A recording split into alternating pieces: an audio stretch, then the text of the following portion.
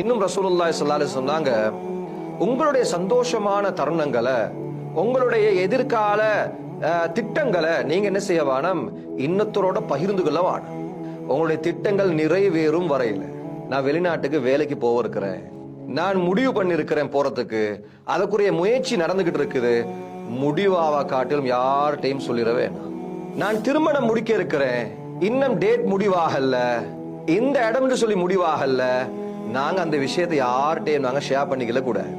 ரசூலுல்லாஹி ஸல்லல்லாஹு அலைஹி சொன்னாங்க, இஸ்தஈனு அலா கதாஇ ஹவாயிஜிக்கும் பில் கித்மான், உங்களுடைய தேவைகளை மறைப்பதை கொண்டு உதவி தேடுங்கள். ஃபஇன்ன குல்ல ذீ நிஅமத்தின் மஹ்சூதா, நிச்சயமாக ஒவ்வொரு நிஅமத்தும் அதற்கென்று ஒரு பொறாமைக்காரன் இருக்கிறான். எல்லா நிஅமத்தும் நாங்க நினைக்கிறது இதுக்குமா பொறாமைப்படுவாங்க, இல்ல, அனைத்துக்கும் பொறாமைக்காரன் இருக்கிறான். ஃபஇன்ன குல்ல ذீ நிஅமத்தின் மஹ்சூதா. அதனால இந்த உலகத்துல அல்லாஹ் எனக்கு எதை கொடுத்திருக்கிறானோ அது கொஞ்சமோ அதிகமோ, அதிகமானவர்கள் அவர்களுக்கு மேல பாத்திரக்கூடாது. அதனால தான் இஸ்லாம் சொல்லுகிறது, துனியாவுடைய விடயத்துல நீங்க உங்களுக்கு மேலுள்ளவர்களை பார்க்க வேண்டாம். ஒரு இமாம்கிட்ட ஒரு ஆள் கேட்கிறாரு, பேராசையும் பொறாமையும் என்ன விட்டு போறதுக்கு நான் என்ன பண்றது? பேராசை வரக்கூடாது, எனக்கிட்ட பொறாமை வரக்கூடாது, இந்த இரண்டு கெட்ட குணங்களும் என்னிடம் வராமல் இருக்க நான் என்ன பண்ணணும்?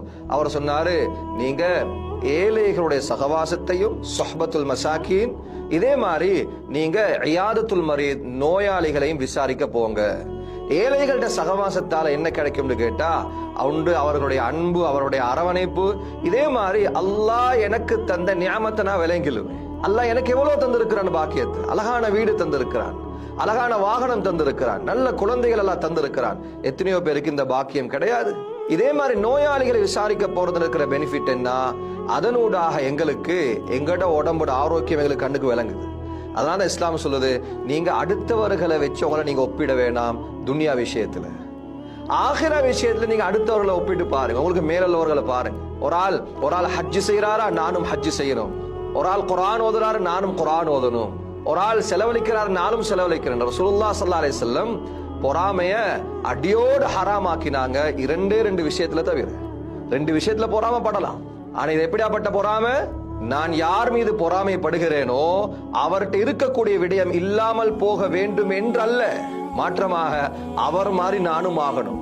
முதலாவது சொன்னாங்க ரசூலுல்லாஹி ஸல்லல்லாஹு அலைஹி வஸல்லம், குர்ஆன் கொடுக்கப்பட்டவர், குர்ஆனுடைய அறிவு கொடுக்கப்பட்டவர், அவருடைய குர்ஆன் ஓதுதலை நாங்க கேட்கிறோம், அவருக்கு குர்ஆன் மூலமாக கிடைக்கப்பெறும் நன்மாராயங்களை நாங்க கேட்கிறோம். கியாமத்துடைய நாளையில எல்லா மனித கோடிகளுக்கு முன்னால அல்லாஹ் அந்த ஹாபிஸுடைய உம்மா வாப்பா ரெண்டு பேரையும் கூப்பிடுறான்.